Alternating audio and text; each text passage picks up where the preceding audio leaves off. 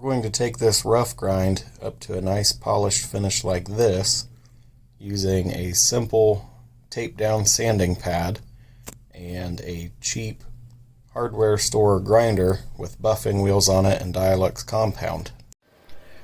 I wanted to show you a cheap way to polish up a 1911 slide or other slides. This one was a factory reject from Wilson Combat that I got on a blemish sale.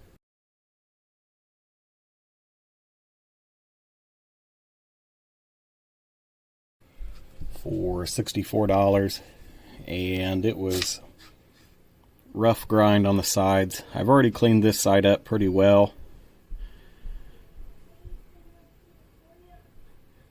Has a nice shine to it, but it needs more work. I only took it up to a 2500 grit, and it needs to be really 5000 or more. This side is scratched up pretty bad because I started working on it before I thought to make a video. But where they grind these sides down, the grooves left from the grinding wheel that they use were deep enough to catch a fingernail on.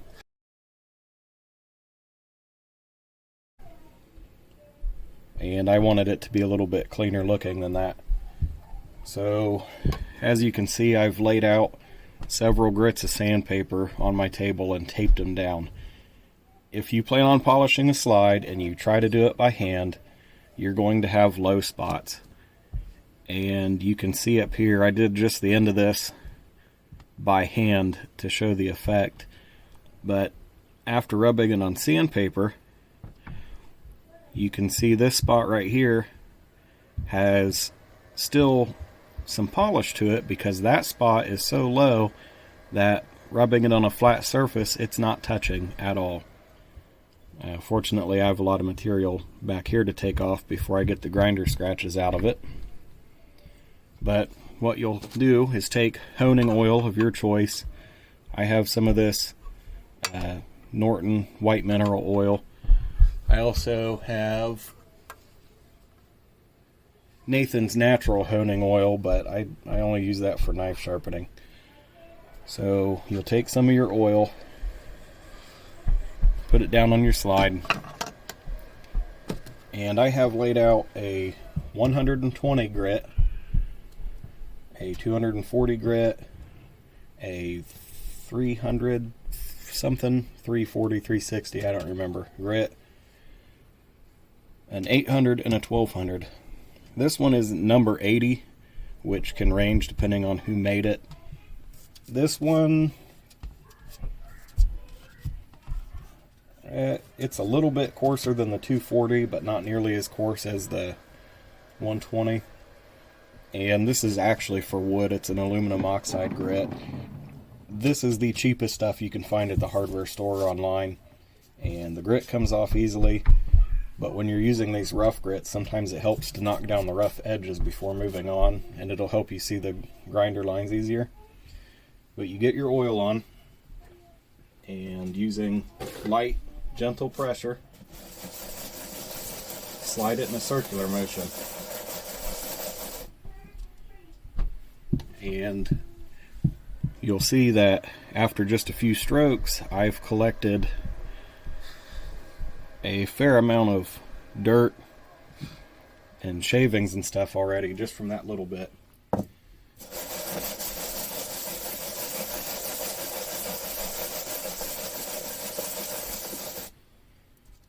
This is not the best way to do it, but it works pretty well. Unfortunately, each set of sandpaper takes 45 minutes to an hour to get a really nice smooth finish out of it. So I usually hit it on that one first.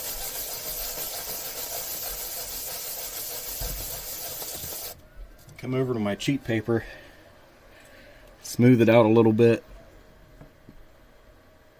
and that cleans up a lot of those heavier scratches so I can look at it.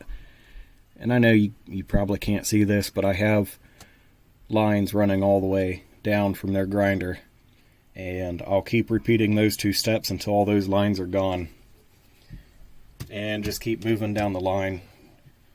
Once you get done with this set of sandpaper, the oil is going to soak through. It's going to be on your table. This is a wood top. I'm going to have oil stains or whatever. I don't care because I normally have a gun mat or something down on it. So that won't be too big of a deal. But any surface you use, whether it's wood or metal, it needs to be sanded flat. You need to clean the dirt off of it. Make sure there's no dirt on the back side of your sandpaper. Like I have underneath one of these, I had a little piece of dirt. And you'll get low spots on your slide while you're scooting it around. After you get that, every step, these two I don't clean it between because I'm just kind of doing touch-up work on this one. But when you go from the 120 grit, you'll eventually have this thing looking black. Take your rag, and this is just an old sock, but that is that black from just doing one side. Clean it off, re-oil, move on to the next step. Clean it off, re-oil, move on to the next step. So on and so forth. Your finer grit sandpapers, you can see this dark spot in the middle.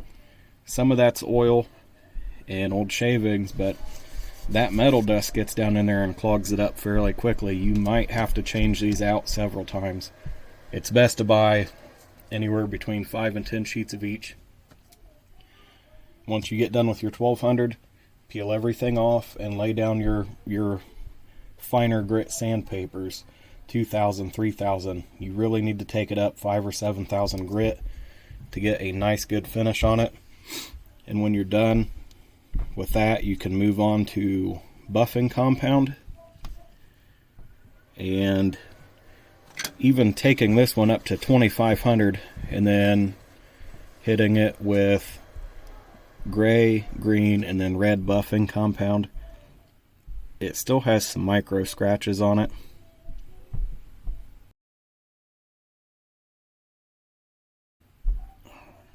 I can't really see them on the camera, just my oily fingerprints, but it kind of has that look to it when you wash and wax a car with a wash rag or old t-shirt or something. It leaves a bunch of those little micro scratches, and taking it up to a 5000 grit sand or a 7000 grit sand will help get those out. So I did this bottom part here, no sanding at all, just buffing compound, and it doesn't look too bad up here on the end. It looks better on camera than it does on person, but there are little tiny pores in it still. I started working the top already. I have it up to an 800 grit to try to get some of those out, but these are forged blanks.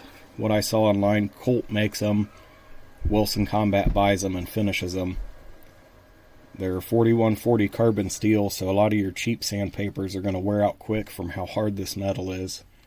These coarse grits, it'll start knocking grit off, and you can get deep scratches if you don't clean those loose grits off before you continue sanding. You end up with really deep scratches if you don't keep your paper clean.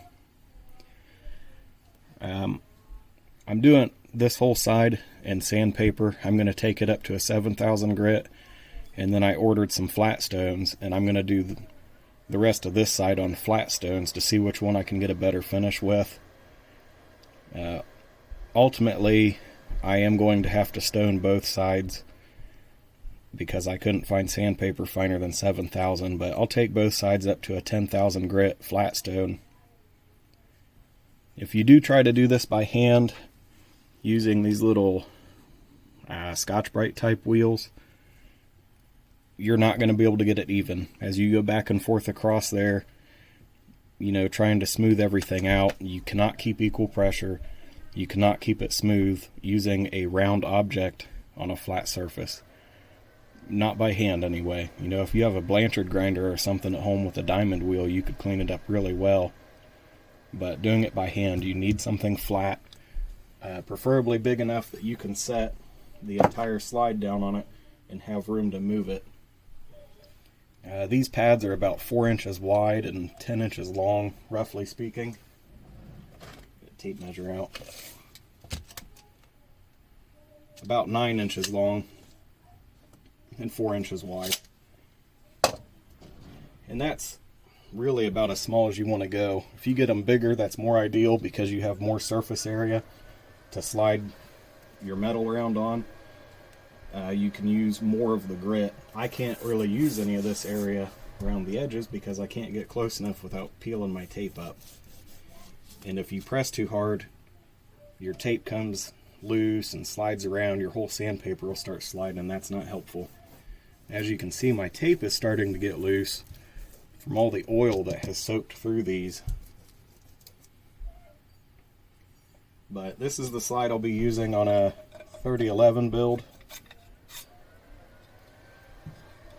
And I just figured, you know, a lot of 1911 owners are kind of snooty about their 1911s being through 2 world wars and this and that. They're the best, American made, blah blah blah.